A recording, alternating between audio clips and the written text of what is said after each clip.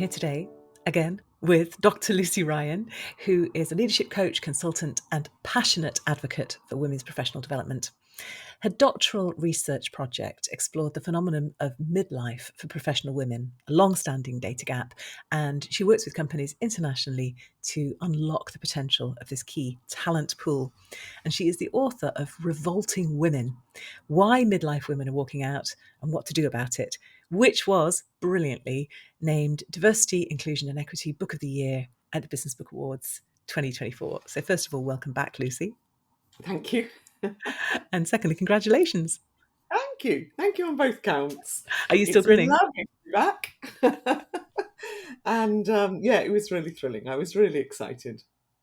It's just terrific. I'm so pleased. Obviously it was a great night for practical inspiration generally, but yeah, just wonderful. And your sister had come over from Australia. Would you like to explain about how your sister actually got an award before you did? Oh, I couldn't believe it. So there is a family joke, it has a background to this. There's a family joke. My sister lives in Western Australia, and she comes back to England for events, family events, big events. But every time she comes back, like for a wedding, like for my daughter's wedding the last year, they always do this thing of who's travelled the furthest and give them a clap. Now, my sister wins it every time. And, we could have all been working for a year on this wedding, but everyone stands up and claps my sister. So there we go. I get to the Business Book Awards. My sister's arrived from Western Australia that morning. She didn't actually come for the award for the awards. She came for my mum's birthday, but it was beautiful timing. So she arrived, literally that afternoon. And of course, the first thing they say, Alison, as you know, was, who's travelled the furthest? And I sat there and I put my head in my hands at all these poor authors who had travelled from Canada and America and Japan. And Sarah was always going to scoop it because she got in from Western Australia this morning and got this huge award, this doorstep of an award. I'm not sure that's going to go in her hand luggage, actually. No. She bought a suitcase to take it back, another one to take it back in. That's hilarious. It was so funny. And there's a wonderful picture of her standing there with the award and you in the background with a face like a lemon. I know. But then you got your award, so there's a happy ending. Thank goodness, happy days. Otherwise, it might not have been quite so funny. Yes, it could have been a terrible family thing. Now, Lucy, this is not your first rodeo. In fact, it's your third time on the Extraordinary Business Book Club. We were joking off screen like we were going to run out of things to say. That is never going to happen. But if you do want the sort of the background to a bit more kind of introductory stuff to Revolting Women, then go to episode 379 because we talk about it all there. So I'm just going to ask you to very, very quickly introduce the book, and then if people want more information, that's where they can go. What's it about and why did you write it? Okay, I wrote it because I did a PhD, started it 10 years ago, and after 5 years of doing a PhD, I was studying the experience of midlife women. And one of the startling things that came out of the study was the amount of women who were exiting or thinking of exiting or considering exiting. And I couldn't believe this was just happening without anyone batting an eyelid. I couldn't find any, barely 3 academic papers, no books written about it. And yet here was this phenomenon going on, whilst at the same time I was reading about HR from HR talent, leadership books, all saying we have a talent shortage. And so there's this experience, wisdom, brilliance exiting silently, and we've got a talent shortage.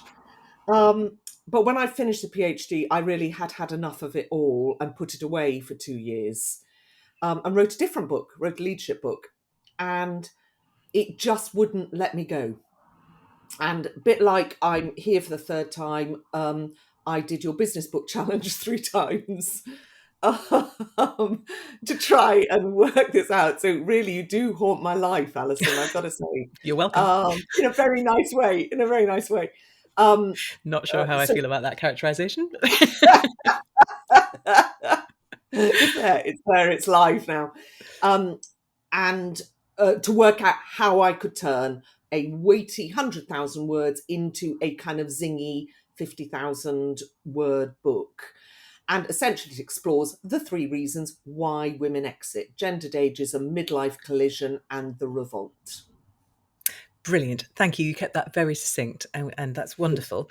And actually, such a great story. How he, yeah, do go and listen to episode 379 because there's a lot of very funny stuff in there.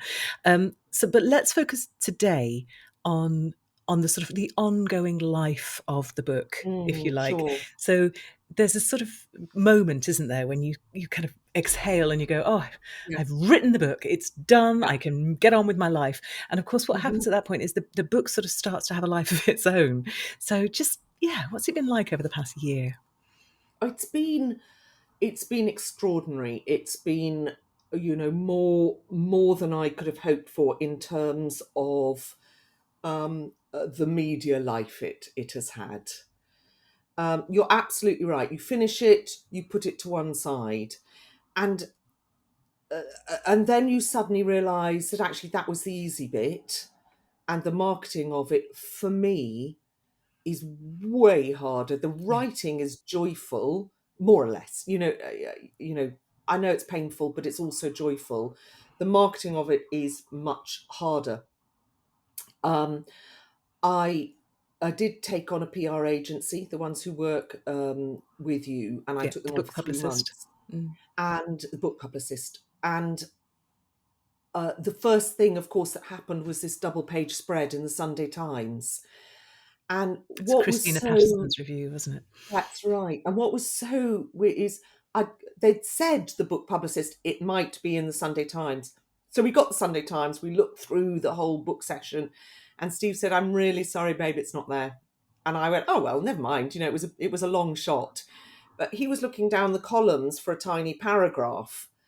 And then we found this kind of, whoa, it's there. And that gave it a life, of, every broadsheet, so many podcasts, so many radio shows, and um, Sky News as well.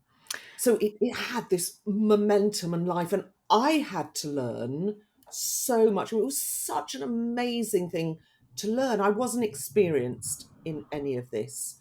I wasn't experienced in doing radio. I certainly wasn't experienced in TV. I wasn't experienced at podcasts. I wasn't experienced at doing writing at short. Could we have 200 words in the next half hour? So it was an incredible learning for me. And my very first radio interview was a Dublin station. And this guy went, we've got Lucy Ryan here, and I'm so sorry we've run out of time. Lucy, 15 seconds, summarise your book for us. And and so I got so much cannier. Yeah. Um, and I wrote out, and still advise anyone to do the same. I wrote out this kind of 2 pages in front of me of all the trickiest, 10 trickiest questions, or the 10 most interesting or trickiest questions they might ask, how I'd summarize it in 15 seconds, how I'd summarize it in 3 minutes, bullet points that I wanted to get across. And those kind of 2 pages sat in front of me for everything. That's so interesting. I'm guessing you didn't read off them, but it's just that No, safety blanket no. of having done the Yeah, work and having the, yeah, it was to look at it beforehand. yeah, It was to go, okay, remember those 3 things. And, sometimes I after his 15-second one, I did another one for Somerset Radio, and he talked to me for 50 minutes. yeah. And then it was like, oh, well, what do I say then? What I've do I done it dig all in the into? first 15 seconds. Yeah, no, no, it was exactly that. It's like, oh, okay, I've got to write down then, kind of the 3 stories that are really good. And so very quickly, I had to do some really beautiful learning of how do you talk about a subject quickly, at length, um, and yeah. So I learned huge amounts.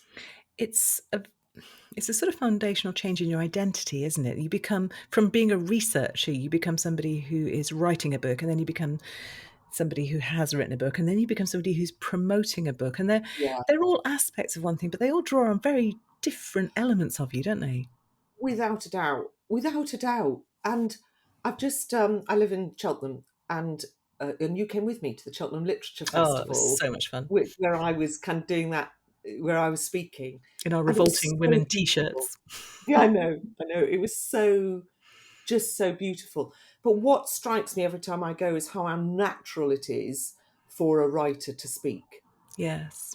And some are good at it and some are terrible at it.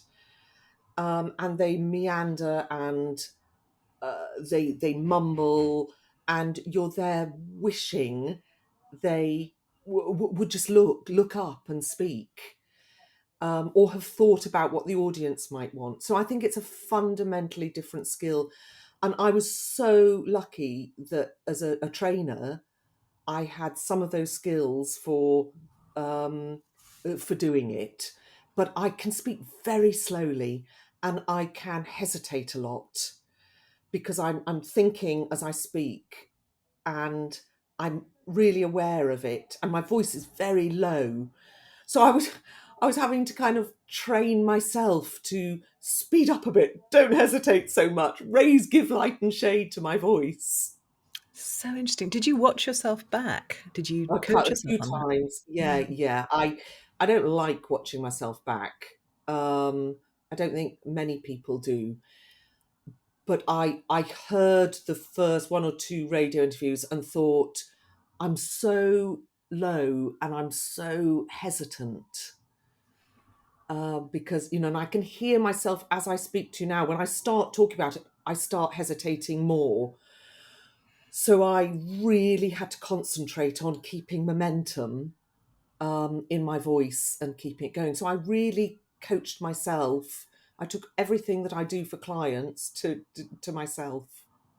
It's so interesting because it isn't just speaking. You can be a very good speaker. You can get up on stage and give a presentation, Yeah. but this is a different thing because, as you say, Oh, you're responding in the moment. That the scale is different. It's about getting a tiny segment of time and getting a key point yeah. across and responding to.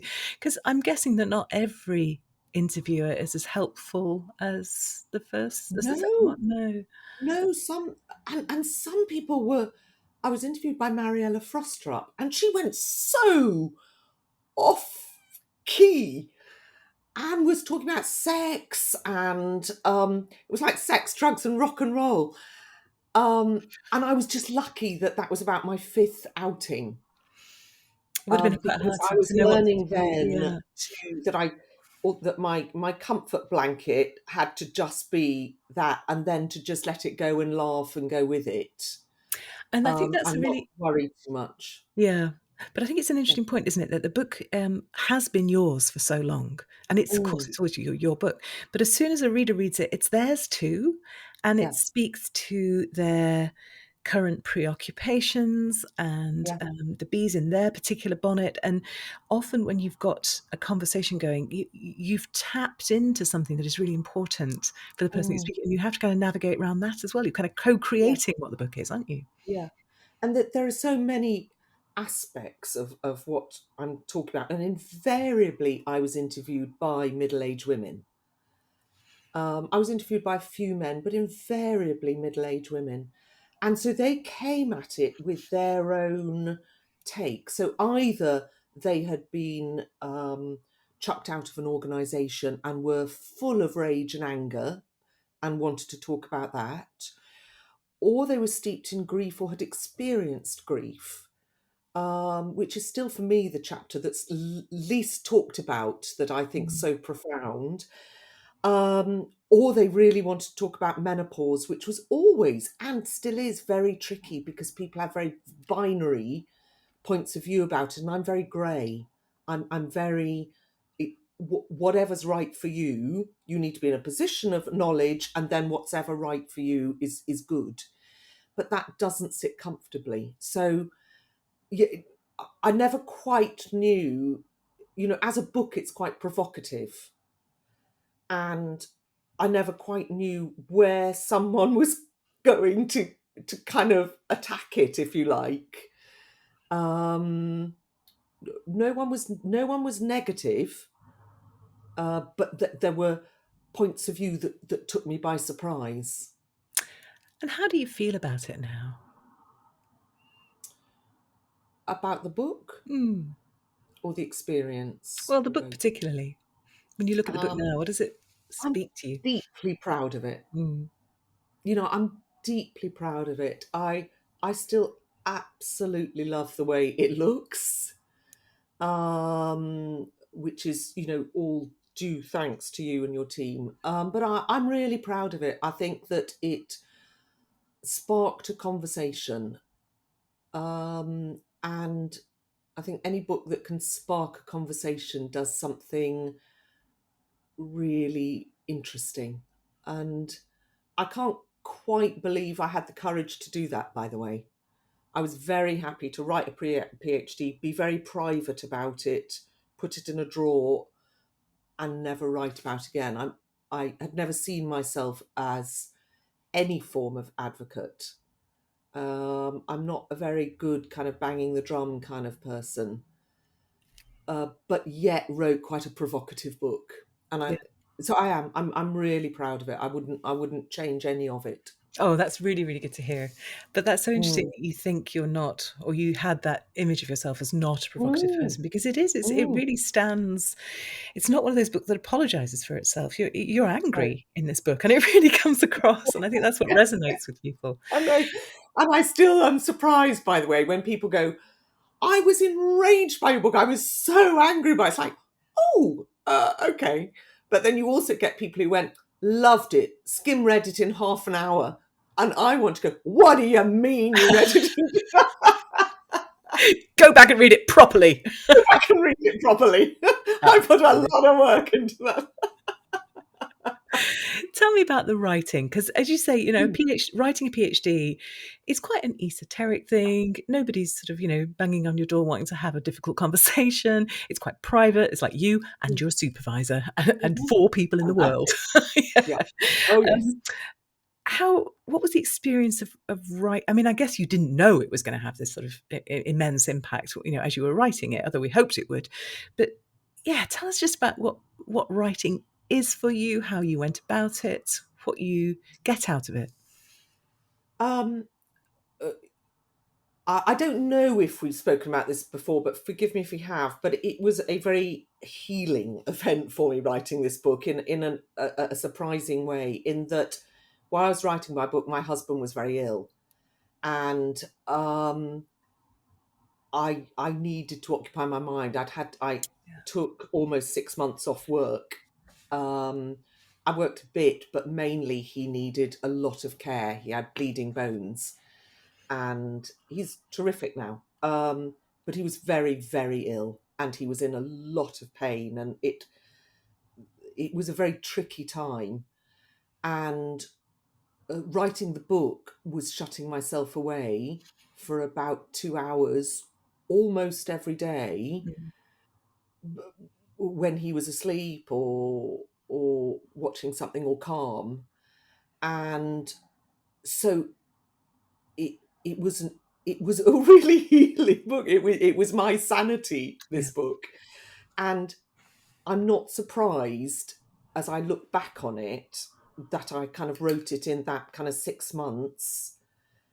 And because once I started, I was like, right, okay, next chapter, next chapter, next chapter, with amazing editor Alison Gray, who kind of went with it with me, and was just so kind at going in a rather random way, because I could only tackle it in ways that I could manage. So if I'd had a really, really tricky day, or Steve was in a really bad state, I had to go with something easy. Yeah. So I'd skip to another bit, and then I'd come back to something difficult. So it was a very different book for me to write, and because it it was done in this intense period of time in my life, and I absolutely loved it because I shut the door and it was a total sanity. It's funny. I've been talking to a So couple of forgive me authors. if I've told you that before. I'm not sure, but No, I don't think you've expressed it like that before. It's funny. I've talked to a couple of authors recently who are going through quite difficult times in their lives, and on both occasions, I've said, "Well, let us know what we need to do with the schedule. Do we want to just take mm, this out of the schedule?" mm, And they've both said, "Oh mm, no, absolutely not.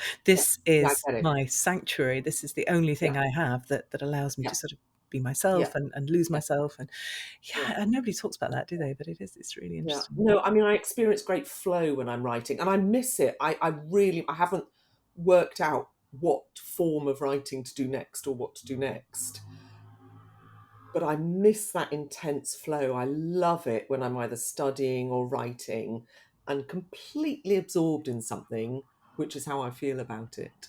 It's lovely.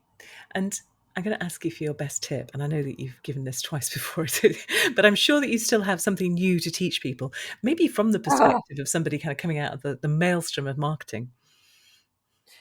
Um, from the marketing point of view, it's from the writing point of view.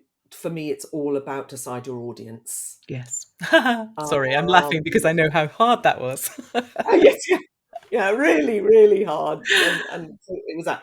From the marketing point of view, it would literally be to have a double page spread and really work out what's if you've only got 15 seconds, what must you land? 3 minutes, what must you land? 30 minutes, what stories can you tell? Yeah, I love Um, that. realize that people only want to really hear stories. They either want their 3 bullet points that they can preface the session with. That's the other thing. They can go, and we've got Lucy Ryan coming up, and she's going to talk about XYZ. Bang. So I've done their hard work for them. Mm, I've done their heavy lifting. So I think I became quite a nice interviewee because I gave them their hook to sell me. that's brilliant. And of course, Um, it's much better you give it to them than they mess it Oh up. my God, yeah. Yeah, Yeah. yeah, yeah. And I learned that again, you learn it, when because I heard here's Lucy Ryan, she's here to talk about the menopause. No, she's really not. Yeah, yeah, yeah. So then you go, well, actually not. And then it starts it all on a kind of Mm, a negative. yes, you've made them wrong, and Yeah. nobody So enjoys that. I, I think if you can make it easy for the person who's asking you to do it, and even for keynotes, write the intro for them. All of it, I learned to make it easy on the person introducing me, because otherwise they do it themselves. Yeah, and nobody wants that. And this really, we do this similar thing in book marketing. We think, we need a story for every screen, is the way that I've heard it put. So you need your tweet, and you Right. need your Instagram post, and your LinkedIn post, and you Yeah. need the description for the book, and you need the long form description. And Yeah. there's different use cases for the different marketing copy. And one of the things that Yes. a proposal does really well, for example, is do Yeah. that. And we quite Amazing. often, Yeah. it's the Yeah. key marketing Exactly. bites and so on. Yeah, perfect. Yeah. Brilliant tip. Thank you. And Lucy, recommend us a book. Oh, yes. Can I sneak in two? Go on then. Oh, I'll do one if you like. No, you can Um, do two. And I'm people going for always do. something unusual. It's Ooh. quite, and it's John Ronson, The Psychopath Test. If you're looking on video, it's such a striking cover, that. Oh, and it's such a great book. So I haven't I read that yet. It's one of those ones Oh, on my radar, but tell us why we should read it. please do. Well, it's all about understanding the nature of psychopaths, and it's written by John Ronson, who's a journalist, and so it's written in a funny, accessible, interesting way. And because they feel that up to about 20% at least of CEOs are psychopaths, it's sometimes quite a good reminder. Um, of what you might be dealing with. And a client was talking about it this morning, which is why I'd got it out of my library to go, yes, I know, I know what you mean. And so I've thought about that. And the other one is Patsy Rodenberg's Presence book. Yes. Yeah, this one I do I know. It's really love good. Patsy Rodenberg. And um, I just think she's a beautiful speaker, beautiful writer. And the book on presence is really useful and good. Useful and good. That's what we want from our business books, isn't it? Yeah, Love it. yeah. Thank you. And Lucy, if people want to find out more about Revolting Women, more about you, where should they go? Okay, so to find the book, they can find it obviously at Practical Inspiration Publishing, or they can find it easily at Amazon, Yeah, or wherever people uh, sell books. or wherever people sell books. Both the bookshop and Waterstones, etc. They can find me either at lucyryan.co.uk, so hello@lucyryan.co.uk, or at my corporate site, which is Mindspring, so that's lucy@mindspring.uk.com. Brilliant. Thank you. Real Oh, on joy. LinkedIn. Oh, and LinkedIn, obviously. Yes. So Sorry, big one. LinkedIn at Dr. Lucy Ryan. I'll put those links up on the show notes at Thank you. extraordinarybusinessbooks.com, along with the transcript of this conversation. What a pleasure to talk to you. And if you're feeling the itch to write something again, then I think you should probably do that. And then we can have a fourth Extraordinary Business Book Club conversation. Yeah, but then you'll really panic that we'll run out of things to say. I don't see that ever happening. Thank you so much for your time today, Lucy. Just a My joy as pleasure. ever. Thank you for asking me.